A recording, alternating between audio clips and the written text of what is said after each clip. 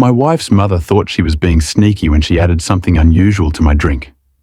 She waited until I looked away, then murmured, "Just a little treat for my favorite son-in-law," with that overly sweet smile she wore whenever she was pretending to be kind. I smiled back, played along, and without saying a word, I casually swapped glasses with her husband, the same man who never missed a chance to belittle my career. About 45 minutes passed. My name is Liam Carter. I'm 32 years old, a self-employed photographer living in Asheville, North Carolina. I started from scratch and turned my passion into a business. Weddings, wildlife, editorial features, the kind of work that pays well if you're talented. And I am. But to my in-laws, especially Diane, my profession has never seemed to qualify as real work. "How's your little photo side gig going?" Gerald would sneer at Sunday dinners, barely hiding his contempt. He used to work in high finance, a man who valued square footage and stock options more than creativity or independence. Every Sunday at their place was predictable. Diane doting on Haley while Gerald grilled me about my earnings. My wife, Haley, would reach under the table and squeeze my hand gently. Her silent apology. I'd been shooting a wildlife assignment in Montana all week, trudging through knee-deep snow to photograph bison for National Geographic. I was exhausted, but Haley insisted we couldn't miss her mother's birthday. Dinner just a couple hours, she promised I should have listened to that knot in my stomach when Diane cornered me in the kitchen the way her eyes darted around before she handed me that drink. The slight tremor in her fingers as she said, "I made it special, just for you."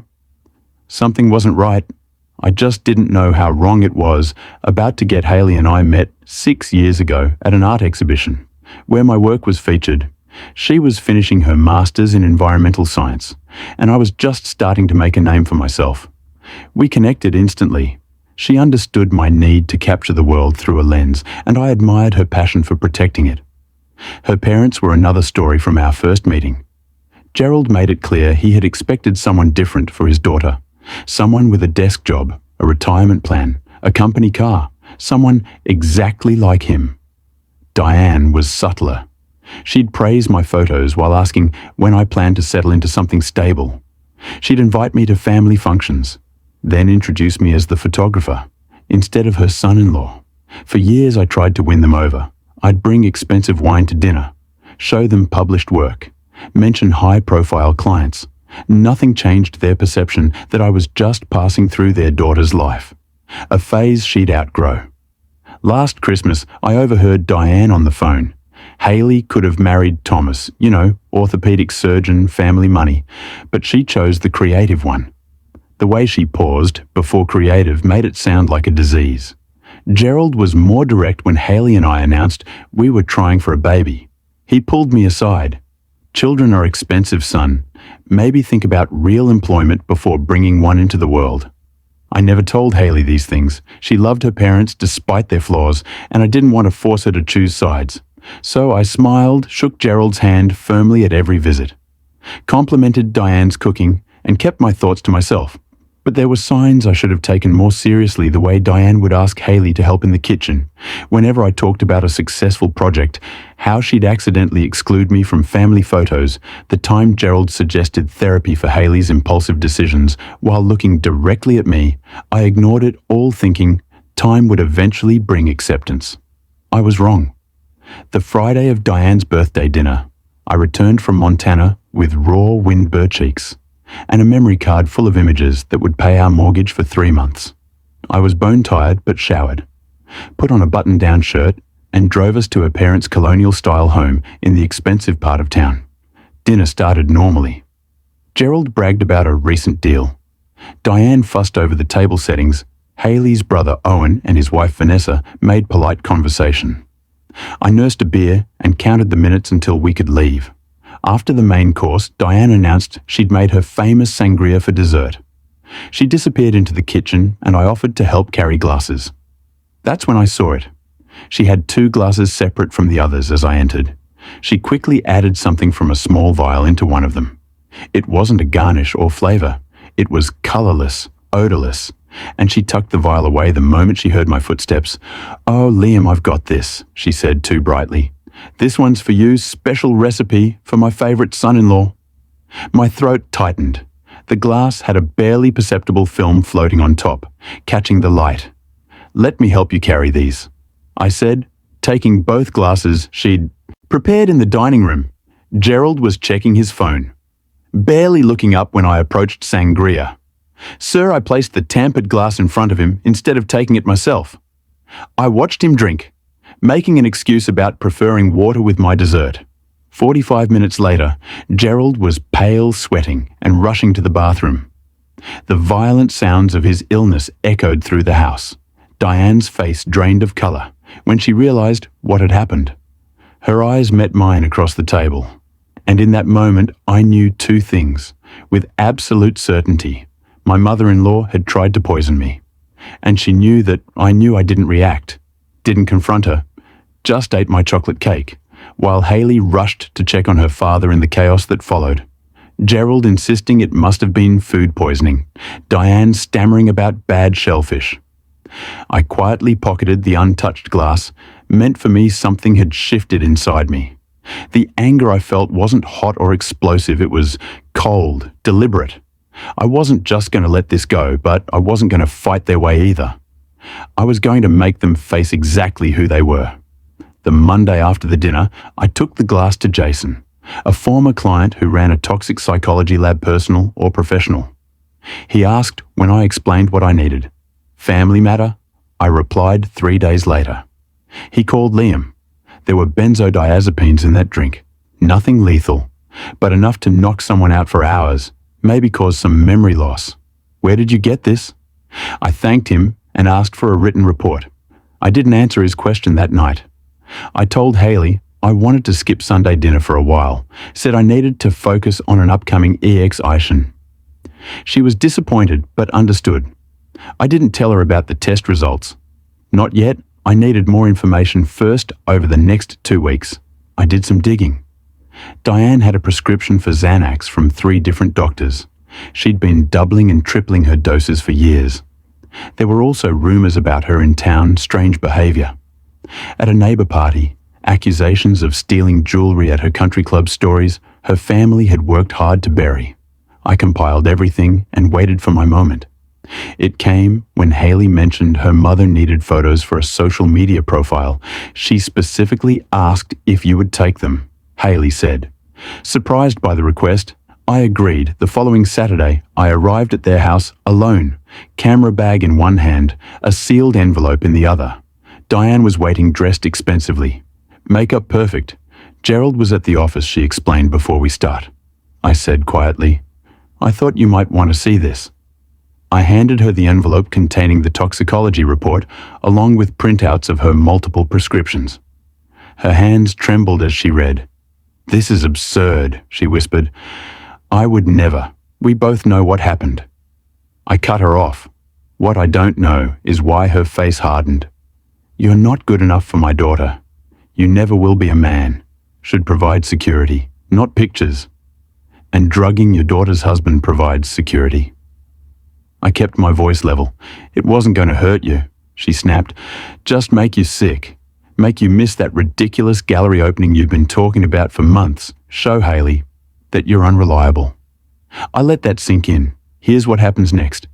I said, "Finally, you're going to tell Gerald what you did. Then you're both going to start treating me with respect. Not because you've suddenly changed your minds about me, but because the alternative is Haley finding out exactly who her parents are."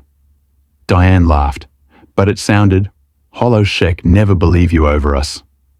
I picked up my camera bag. "Maybe not, but she'll believe the lab report and the prescription records and the neighbors you've alienated. Are you willing to bet your relationship with your daughter?" On that, I left without taking a single photo that night. Diane called Haley in tears, claiming I'd behaved inappropriately during our session.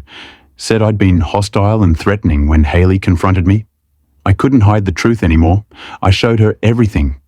The lab report, the prescriptions, even text messages from her mother that had become increasingly hostile over the years.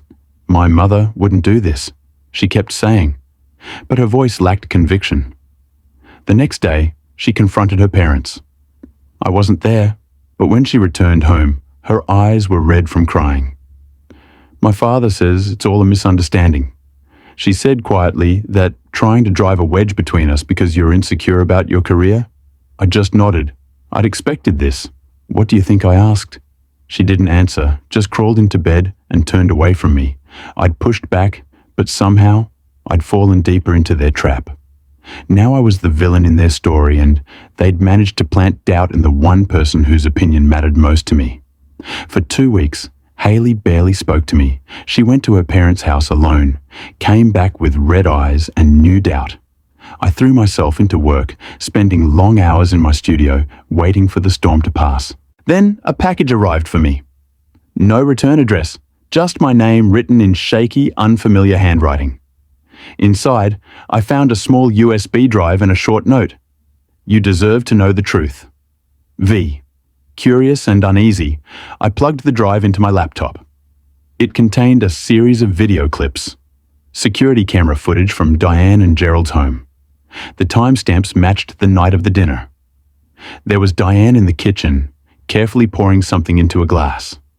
There was me, walking in and unknowingly picking up the drinks. Then Gerald, raising the altered glass to his lips and sipping. But the real shock came from what followed after we'd left. Diane pacing and panicking, yelling at Gerald. You were supposed to let him drink it. Gerald's furious reply still echoes in my head. This isn't the first time you've tried something insane. I watched the footage 3 times, trying to wrap my head around it. Not just proof of Diane's actions, but evidence of a pattern evidence that Gerald knew the next file was from 2 days after the dinner. Diane and Gerald argued in their living room about me. He knows what you did, Gerald said. So what? Diane replied, it's his word against mine. Hayley will never choose him over family, and if she does, then she's not the daughter I raised. Diane said coldly, don't worry, I've already started talking to her about their marriage problems, planting seeds by the time I'm done. She'll be filing for divorce and thinking it was her idea. I shut my laptop hands, shaking. This wasn't just about me. This was a systematic effort to control Hayley's life, to isolate her from anyone who didn't fit their vision, and they'd been doing it for years. I called Vanessa immediately. Why did you send this to me? Because they did the same thing to me when I married Owen. She said quietly, they tried to break us up for 2 years. Said, I wasn't good enough. It almost worked. Why didn't you tell us Owen doesn't know? She admitted he worships his father, believes everything he says. I've tried to tell him, but he thinks I'm paranoid. I just couldn't watch them do it to someone else the next day. I received a text from Gerald. We should talk man to man. No wives. I met him at his country club. He was waiting in a private room drinking bourbon. Liam, he began.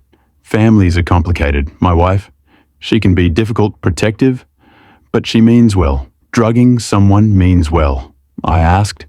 He waved his hand dismissively. A misunderstanding. Diane takes medication for anxiety. She probably mixed up the glasses.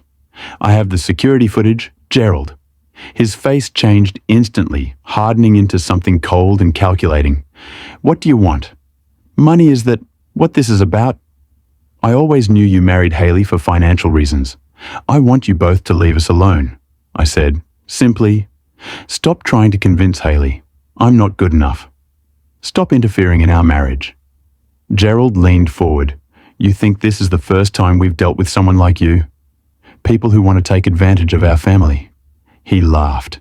Hayley will come home where she belongs. She always does ask her about Thomas. Ask her about the fiancé. Before you? I felt cold. What are you talking about? Hayley was engaged before she met you. Nice guy, doctor. We didn't like his background. Took us 6 months to convince her. He was wrong for her. She broke it off. Came home crying to Daddy. He smiled. History repeats. Son, on the drive home. I called Hayley's college roommate. Bethany asked her about Thomas. Oh God, she said that was awful. He was perfect for her. But her parents, they convinced her he was cheating, planted evidence. He tried to tell her the truth, but by then she didn't trust him anymore. The pattern was clear now. This wasn't just about me. It was about control, complete control over their daughter's life. And they'd done it before. I didn't confront Haley immediately. Instead, I started gathering every piece of evidence I could find. I reached out to Thomas, who was initially reluctant to speak with me when I explained the situation. He sent me old emails between him and Haley showing how her parents had systematically undermined their relationship. I contacted other ex-boyfriends, old friends of Haley's, who'd mysteriously drifted away. A pattern emerged. Anyone who encouraged Haley's independence was gradually pushed out of her life. Vanessa provided more security footage showing Diane and Gerald discussing their plans for us. Once they divorce, we'll convince her to move back home, Gerald said. In one clip, she can run the foundation meet suitable men. I compiled everything onto a single drive. Then I invited Owen and Vanessa over for dinner. Without telling Haley, I was about to destroy her family's image over dessert. I connected my laptop to our TV. There's something you both need to see, I said. For the next hour, we watched the footage together. Haley sat motionless, her face pale. Owen kept shaking his head, muttering, "That's not my parents," under his breath. When it was over, Haley turned to me with tears streaming down her face. "Why didn't you tell me?" "Sooner, because I needed you to see for yourself," I said. "All of it. Not just what they did to me, but how they've been controlling you for years." Owen stepped back, his hands trembling. "You're twisting things. These videos, they could be fake." Vanessa looked him in the eye. "Deep down, you know they're not. They isolated us, Owen. Every decision you made, they were behind it." Owen's jaw clenched.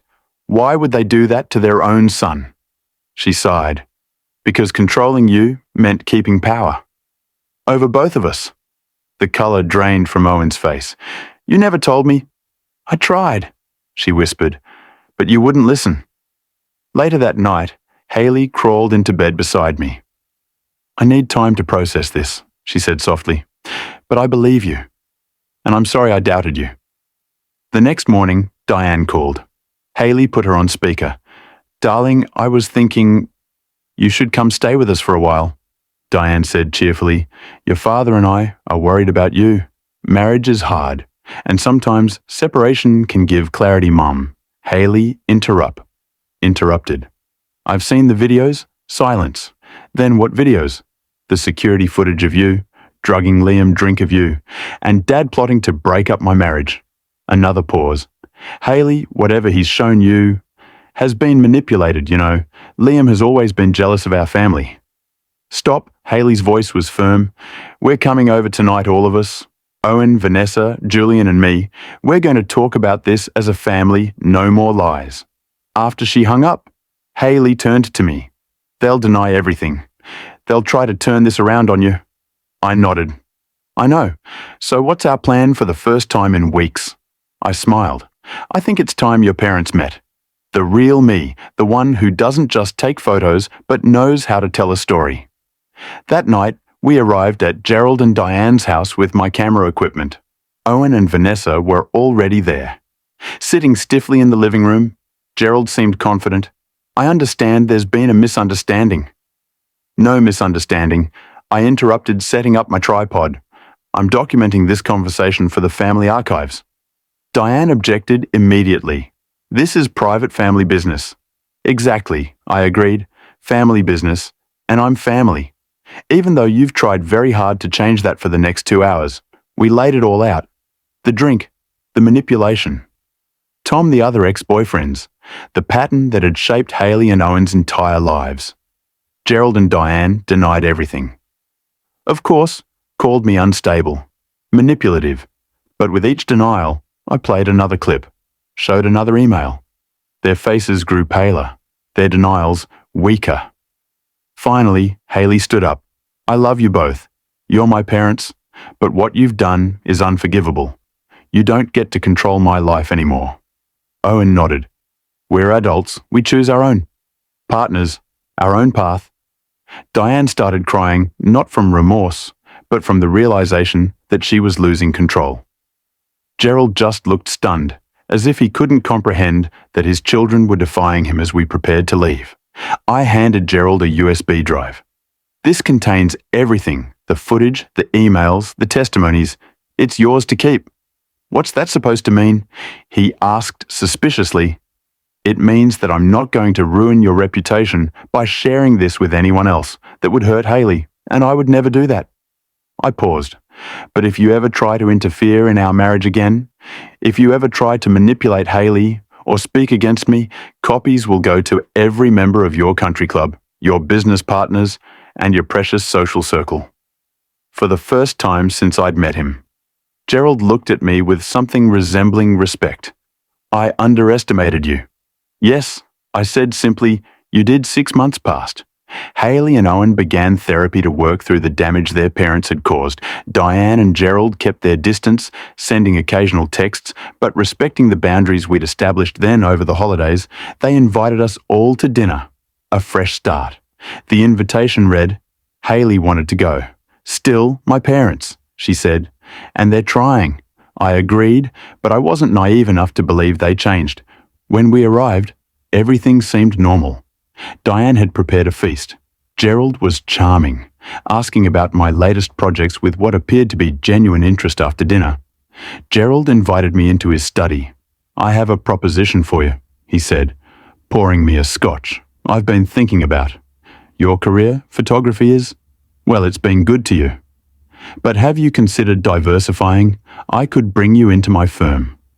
Junior partner track. The salary would be substantial. I took the glass, but didn't drink.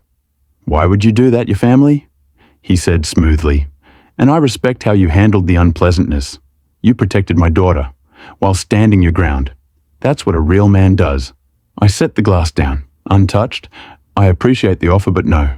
His smile tightened. Liam, be reasonable. This is an olive branch away for us to move forward. No, I repeated. It's another attempt at control. You can't buy me, Gerald, and you can't stand the fact that Hayley loves me exactly as I am. Don't be a fool, he hissed, dropping the facade. Everyone has a price. I stood up. That's where you're wrong, and that's why you'll never understand your daughter. I walked back to the dining room where Diane was showing Hayley photo albums. Look at these, she was saying. You always glowed in this dress, remember? Hayley gave her a polite smile, but her eyes met mine across the room. She instantly knew something was off. My face must have said it all. Without a word, she closed the album and stood up slowly. Mom, Dad, she said, her voice steady but firm. We need to talk. A hush fell over the room as all eyes turned to her. We're having a baby, Julian and I. I'm 3 months pregnant. The shock on their faces was genuine. Diane recovered first, rushing to embrace her daughter with tears in her eyes. Gerald approached more slowly, glancing between Hayley and me. Congratulations, he said stiffly. Thank you. I replied, then lowering my voice so only he could hear, this child will never be a pawn in your games. I promise you that his face hardened, but he nodded once he understood the message as we drove home that night. Hayley squeezed my hand. They'll never change, will they? No, I said honestly. But they'll have to accept that we have 3 weeks later, a certified letter arrived from Gerald's attorney inside was a deed to a house, our house which we'd been renting, and legal documents establishing a trust fund for our unborn child. There was no note, no conditions, no strings. Just the transfer of assets, clean and irrevocable. It wasn't an apology. Gerald wasn't capable of that, but it was an acknowledgement, perhaps the only one he could give, that we had won. Our daughter was born in summer. We named her Eliza after my grandmother. When Diane and Gerald came to the hospital, they brought gifts but maintained a respectful distance. They CED over the baby, took photos, and left, without trying to give us parenting advice or financial lectures. Months passed. Our relationship with them settled into something resembling normally. They never apologized for what they'd done, but they stopped trying to control Hayley's life or undermine my career one evening as I was editing photos in my studio. Hayley came in carrying Eliza. My mother called. She said she wants us to come for Christmas. I looked up from my computer. What do you want to do? I think we should go. she replied. But with conditions, we stay at a hotel. Not their house. We leave when we want to leave. No Eunice time with Eliza. I nodded. Sounds reasonable. She sat down beside me, bouncing the baby gently. You know, I used to think success meant making my parents happy, getting their approval, meeting their expectations, and now she looked down at our daughter, then back at me. Now I know it's about making choices. I can be proud of standing by the people I love. 2 weeks before Christmas, a large envelope arrived from Gerald. Inside was a glossy brochure for his company's annual report. My photographs were featured throughout landscapes, portraits, architectural shots, the work I'd done on my own terms. Without his interference, there was a brief note hired. The best photographer I know thought you'd want a copy. GBLE quote, "It wasn't forgiveness or reconciliation. It was something else, respect. Perhaps the acknowledgement that I was successful on my own terms, not his. I didn't call to thank him." We both understood this wasn't about gratitude. It was about recognizing the new boundaries, the new reality that spring. I opened my own gallery in downtown Ville at the grand opening. Haley stood beside me, Eliza on her hip. My parents flew in from Oregon. Friends and clients filled the space, admiring the images I'd captured over the years. Gerald and Diane came too, toward the end of the evening. They didn't stay long. Diane held Eliza briefly under Haley's watchful eye.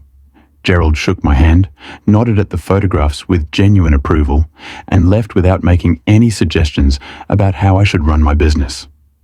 As the lights dimmed and the gallery emptied, I took one last walk around the room. Each photo on the wall was a reminder, not just of where I'd been, but of what I'd overcome. Haley walked up beside me, lacing her fingers through mine. "We made it," she whispered. I nodded, heart full. Maybe Gerald and Diane hadn't changed completely, but this space, these people, this life, it was all real, and it was ours. Later, as we drove home in quiet satisfaction, Eliza snuggled in the back seat. I knew we were moving forward, not because of anyone's permission, but because we believed in what we built. And that, more than anything, was the victory